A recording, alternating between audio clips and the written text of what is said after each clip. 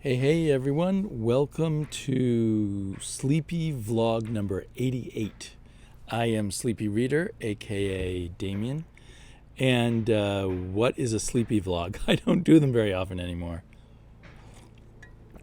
But basically, since the entire channel is a vlog of my reading experience, a sleepy vlog means kind of more amalgamation of some random thoughts and subjects that I felt like talking about that I just throw together when I feel inspired.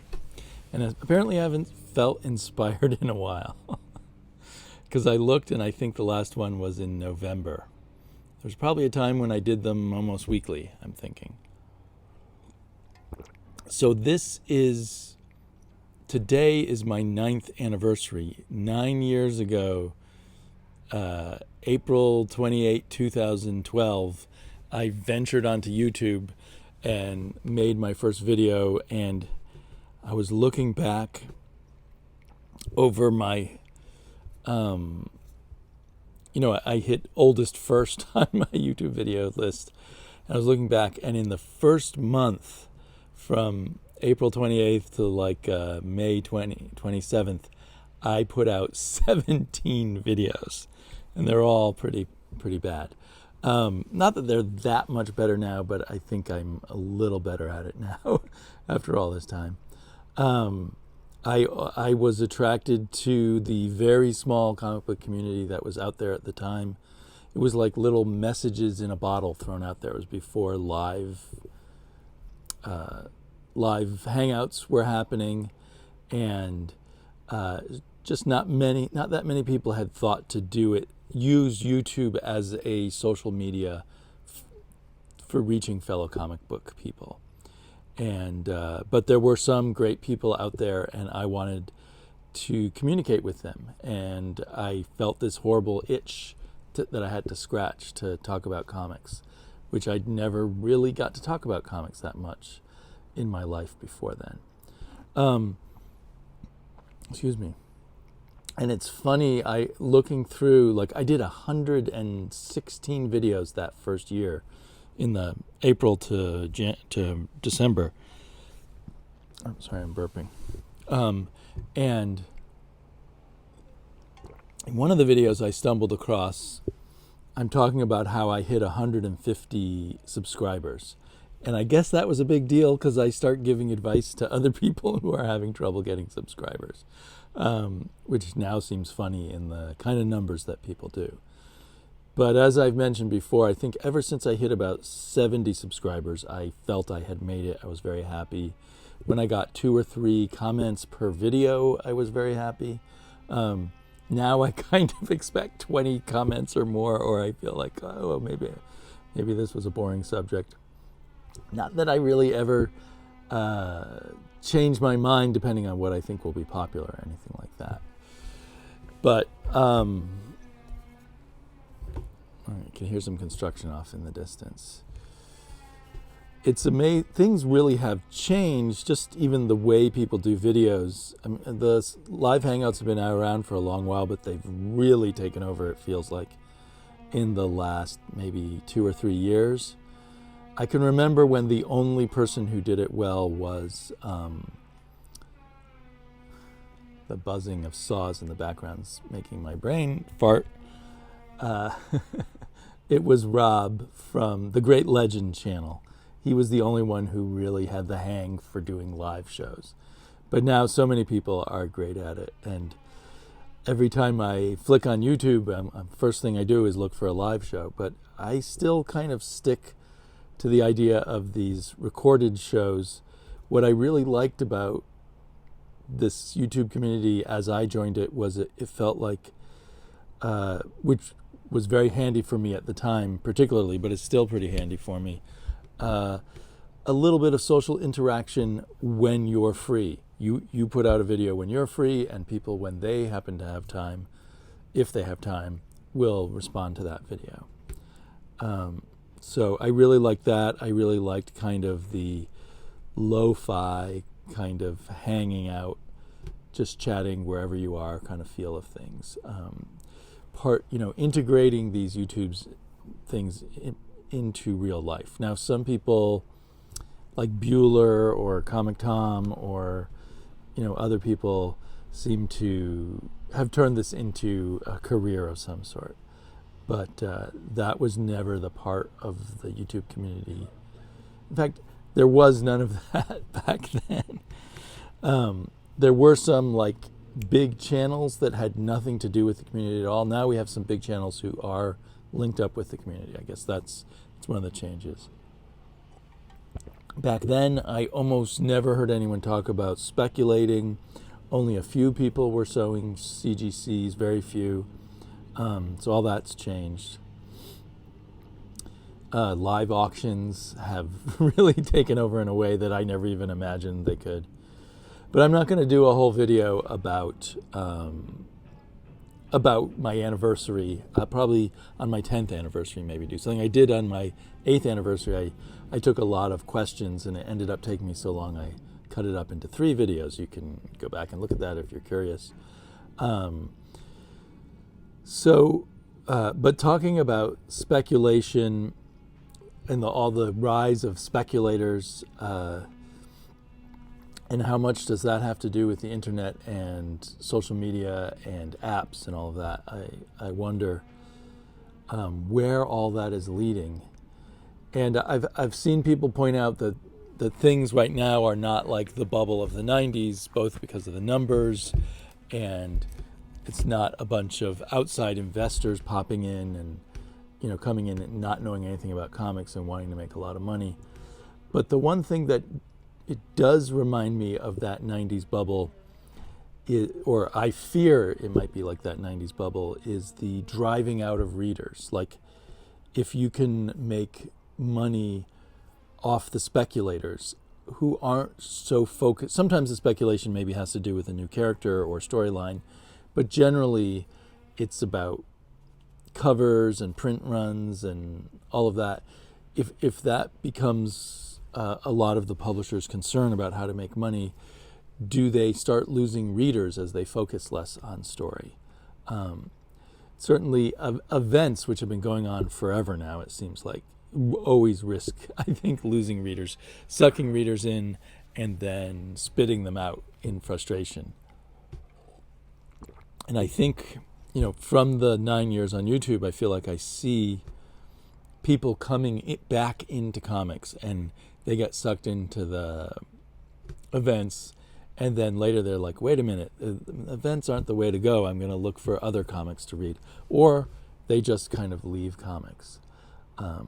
So I feel like people say, well, people keep buying the events, but I feel, and I could be wrong, that the biggest percentage of the event buyers are the sort of recently back to Marvel or DC readers, and that someone who's been reading Marvel or DC straight through for 20 years is not too thrilled by those events, and their spending is not too influenced by that. At my shop, he told me, because I love to talk with him about his business for whatever reason. I find it fascinating, and it's a very small shop, and he's happy to talk to me about his business since it obsesses his life. But anyway, he told me that this past March was the most profitable month the store has ever had. And the store's been around, 4 years or maybe 5. And it was all due to back issues. I've heard elsewhere online and everything that back issues are hot, and it's hard to get a hold of back issues. And I noticed at one of the more affordable back issue stores near my house, Excalibur, that a lot of things I'm looking for are no longer there. Their stock of Bronze and Silver Age comics, particularly Silver Age, and early Bronze, is very dwindled away. So anyway, it's great for him that he's making a lot of money. And then I said, well, and how are new comics doing? And he said, well, those are flat. And then he said, but, well, really, they're not selling as well, but there's more and more high-priced ones, like the special issues, the $8 Turtles ones, and the higher-priced DC and all of that. And so the volume is down, but the profits are about the same for him on the new comics. But the real growth is in back issues. But that gives me pause. It's like, Because I kind of feel like the speculators are driving the prices a little bit because they're not so price sensitive. They don't mind if they pay an extra dollar or extra $3 if they think the comic is going to triple in value next month and they can flip it on eBay. So how much, I wonder, are the people at Marvel and DC in particular, but maybe at other places, Dynamite and Boom and such, like Boom's manipulation of the collectors with the Berserker covers and all of that. How much are they focused on that and putting their energies into that rather than thinking of how we can, get the next Neil Gaiman or the next Alan Moore or, Warren Ellis, some new storytellers who will really wow us and make permanent books on the market that will be selling for decades. But I'm just an idealist, and I could be over, and I like to worry about all of this, I guess, because I was traumatized by the 90s. And when I looked back at the videos that I used to do in my first year, after about a month, I started doing reviews, and almost everything I was reviewing was Marvel and DC, and occasionally there'd be an indie. And slowly indies have become a bigger and bigger part of all this. Although initially when I came back to reading comics in 2010, I remember I was almost entirely reading Dark Horse comics, because it had been a while for me of paying attention to the comics market, and I thought, well, Dark Horse is the coolest company. And then slowly kind of Image had its sort of boom of amazing indie comics, and that, I remember by 2013 or something, it's like every month or every week, what's the new Image comic book, and we should grab that. So anyway, I feel like sometimes maybe I'm alone in paying attention to prices, although I hear people complain about the prices all the time. But several times DC lowered prices, but it must not have pushed the needle because they always raised them back up. They didn't, like my shop is currently making an equal amount of money on higher priced comics than on lower priced ones, as the average price has been going up. The comic book companies need, when they create these cheaper comics, they need people to jump on them and prove to them that lower priced comics will make them more money by increasing the sales proportionately. Like when DC started Rebirth, they knocked a whole bunch of comics down to $2.99, and if sales had been fantastic because of that price, we would still see the cheaper comics. But now the new management at DC, so I think some of that attempt to bolster up sort of readers and making comics affordable, I felt like that came from Dan DiDio. And now he's gone, and so is Diane Nelson, who was his boss. And the new bosses at AT&T overseeing DC obviously have totally changed that approach and said, no, we're not going to try to battle Marvel by undercutting them on price. We're going to maybe even outdo them in raising prices. So, yeah, we'll see how that goes. I'm hoping it doesn't work out for them. I mean, I am not buying, I'm trying not to buy the more expensive comics, especially from DC right now. But, we'll see. I also think that there's the whole kind of worry that DC was deserting the direct market, and you constantly hear people say, there's not enough profit in single issues and everything, and it's going to die. And I think that's always ignoring what an incredibly great deal for publishers the single issues in the direct market are.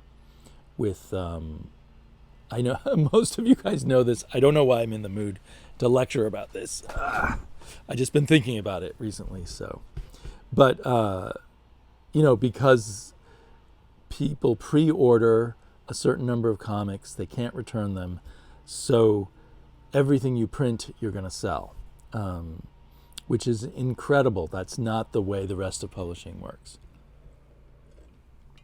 So if you you should encourage a market like that to remain, because some of those people are going to double dip. Some of them are going to talk up your books and help the sales when you come out as a book.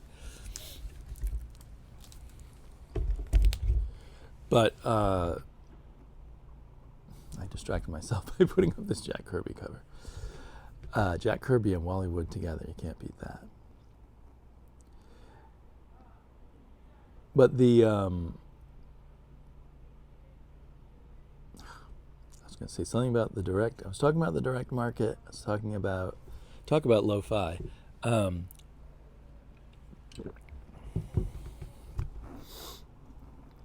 So I'm hoping that DC finds that their new approach isn't working and they go back to basics on the direct market and building up that audience, not just squeezing the shrinking audience, which has felt like kind of the Marvel approach, but now Marvel seems to be a little better for the marketplace than DC. The thing I was thinking about with all of this talk, because they often talk about, the profits are much higher on the trade paperbacks than on the single issues now. But there's this famous, apparently, bookkeeping error that Marvel did during the 70s that Jim Shooter discovered and fixed, where they thought that having less content and more ads, and I can remember this period where the comic shrunk down to like 16 or 17 pages in an issue. Their bookkeeping told them the more ads they have, they're doing better financially.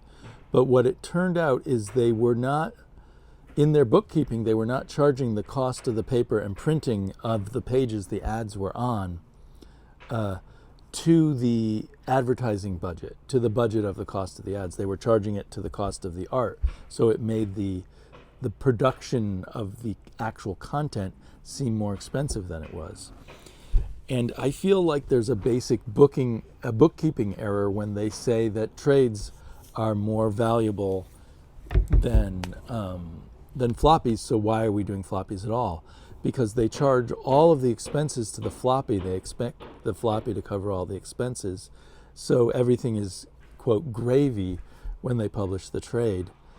But really, if you didn't publish the floppy, then you would have to charge all those expenses to the trade. And in your bookkeeping, you should be looking at the trade and the floppy and the eventual hardback and other reprints as what you charge your expenses to, in a sense, in your calculation of bookkeeping. So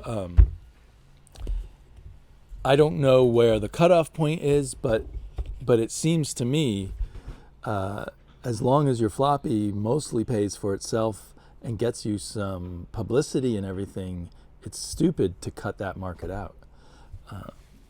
And I guess right now DC has not cut that market out, but they've cut it to make it much smaller. Of course, some publishers have long since kind of given up on the individual issue market, like Fantagraphics and Drawn and Quarterly, and maybe it makes sense for them. I feel sad that I can't find the latest issue of a Peter Bagg comic or the equivalent at my store. But I guess the market for those is too small now that the shop market has shrunk so much.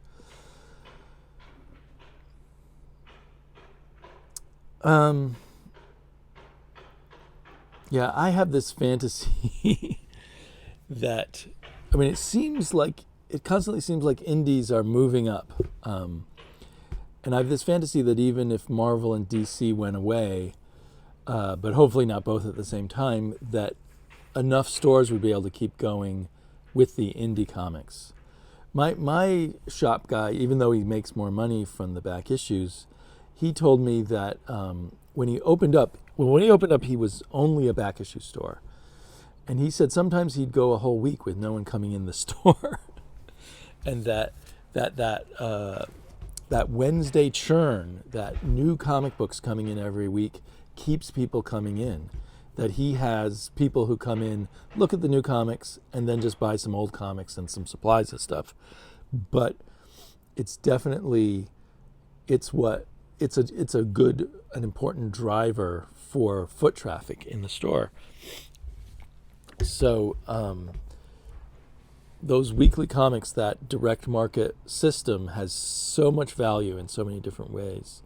The more I've sort of learned about it, the more I think about it, the more I think it's really important for publishers to realize that and to nurture it. Even if it's not the most profitable part of your industry, if you're doing the bookkeeping right and making sure you charge some of your expenses to the second editions, the hardback and paperback versions after you put out the floppy.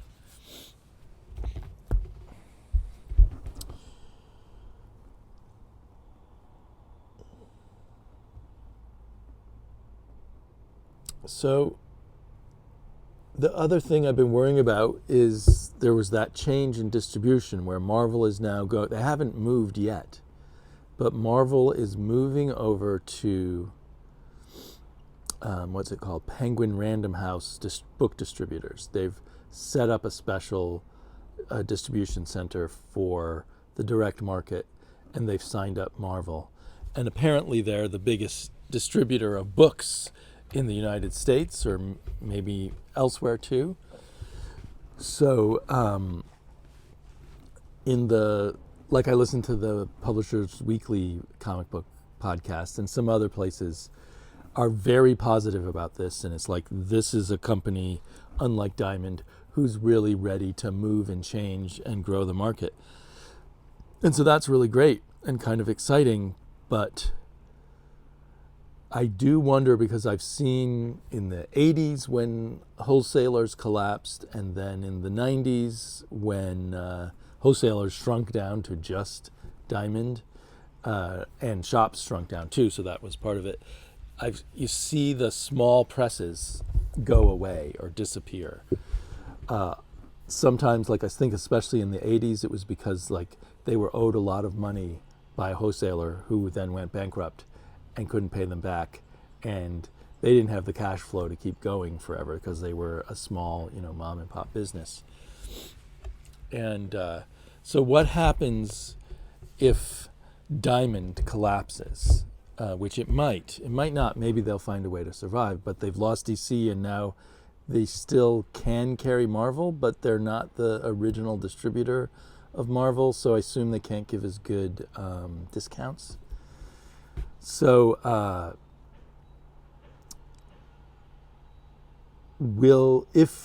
and supposedly they have financial problems again. I don't know how accurate all these podcasts and other things I hear. So if Diamond collapses, will it end up owing, say, Ahoy and Albatross and other smaller companies a lot of money that they're never going to pay back, and that was their operating money they were depending on? And also, will Penguin Random House pick up these smaller publishers? Surely they'll be willing to pick up Image and Boom and stuff. But how low will they go? Are they interested in the smaller people? Maybe it'll just develop that Diamond shrinks and becomes a distributor of indie comics. I think in the past it's been hard for indie comics to get into the Diamond catalog and everything. That's a big struggle. Maybe they will now service the indie people better, or maybe I'm wrong, and maybe Penguin Random House wants to service everybody. Oh, and another thing that was on my mind about that is I was at, again, Excalibur, apparently the store, according to my shop's called Cloud9. We have a ton of shops in Portland. My shop's very small, it's called Cloud9. My shop owner told me that Excalibur by far has the most subscription boxes, pull boxes, and the largest base of clientele. And that makes sense. They've been around since the 70s, I believe, and they do their business well. They know their business really well. And there might be the first place that a lot of people go to. I used to have a subscription box there until I decided to switch to this smaller shop. But so I was in the shop and I was overhearing the shop owner and manager talking with one of her employees about this new change and trying to figure out if it was good or bad for her, because Diamond charged them shipping, but the discount from Random House Penguin, which is going to do free shipping to them, is going to be smaller. It's going to be 50%. And what I didn't realize until I heard her say it out loud to her employee is they got, because they're such a big shop, they got a 58% discount from Diamond. So, maybe they'll work it out and it won't be a big loss to them because of the free postage. Although they may be having to pay postage to get the DC comics and then postage to get all the indie comics. And it might still, because when you add more books to a shipment, the proportion of the cost of your postage per book goes down, right? But when you've got your books scattered at different places, then the proportion of cost of the postage goes up in the places that still charge postage. So that's a potential problem for some shops. I think most shops don't get that 58% discount. I think it's because, I suspect that my shop gets a 50% discount. But then what occurred to me is, I order a lot of books from In Stock Trade, who also do DCBS, the discount comic book service, which seems to be the cheapest way if you're willing to want to order your new comics online, because they often give, both at In Stock Trades, a lot of trades, they give 42% off, and I think they do a similar discount for comics, for a lot of comics at their comic book service, and I understand they also have a lot of 50% special comics that you can order for 50% off. But I assume that's because they are getting the 58% that my comic shop Excalibur gets. But if everyone is going to get the across the board 50% discount from from the Penguin Random House people, does that mean that the prices at In-Stock Trades, the discounts at In-Stock Trades and DCBS are going to become smaller?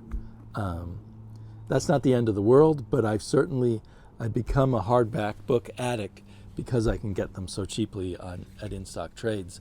I used to never get so many hardback books because they just seemed crazily priced, just such a luxury item. But now they feel within range, and I become very addicted to hardback books. So that's another, small change that I see as a possible thing with this.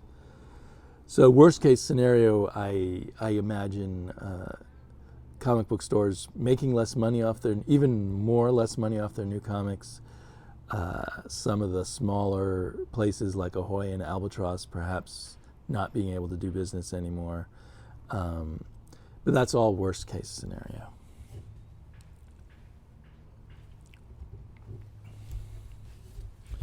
So why do I never thought about these things back in the day. Definitely coming onto YouTube, I started paying more attention to the comic book news and places like Bleeding Cool and CBR. And that led me to these podcasts and other things here and there where they talk about the professional side of it. But I guess I have become so focused on this as my favorite hobby that I'm constantly have my radar out for what's coming in the future, whether things are going to get better or worse. And they go up and down. They go in waves. I've noticed Marvel and DC going in waves, and often they're contrary waves. DC will be getting better, Marvel will be getting worse, and then Marvel gets better and DC gets worse. And just in terms of me liking their stories and such. It's like following baseball, right? People who are into the stats and the trading of the players or whatever other stuff people who are into baseball are into. Baseball's not a favorite of mine, but I know that it can be very involving for some people. There was one other point I wanted to cover, but yeah.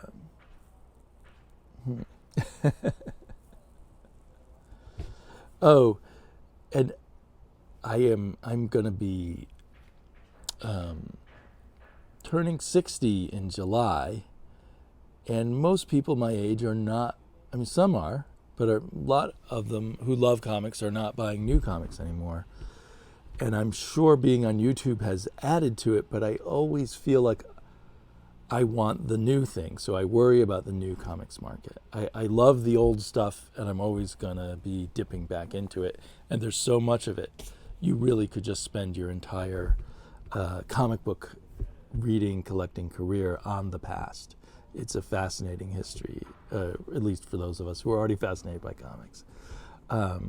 So, but I do want, and it makes me appreciate the past to have a vital present and a vital future for comics. And why is just an aesthetic thing, I guess, because I'm not going to make money. My job is, if no new comics were published starting next month, it would have no effect on me at all. And yet I get all wrapped up in worrying about these things. I don't know why. So anyway, cheers, especially to everyone who has followed me over the years. I know there's not many of you who've been here the entire time, but there are a few who've been around for most of the time I've been on, or maybe you've watched me, fallen out of watching me come back. And I just appreciate all the people who've been friendly and put up with me in one way or another over the years too. For instance, like my long-suffering podcast partner, Matt. I'm not that great at setting up actual hangouts and recordings and things like that. I still like best the being on my own, throwing the message out in a bottle, and then seeing other people's messages in bottles floating around in the ocean of YouTube and picking them up and seeing what they have to say. Okay, talk to you all later.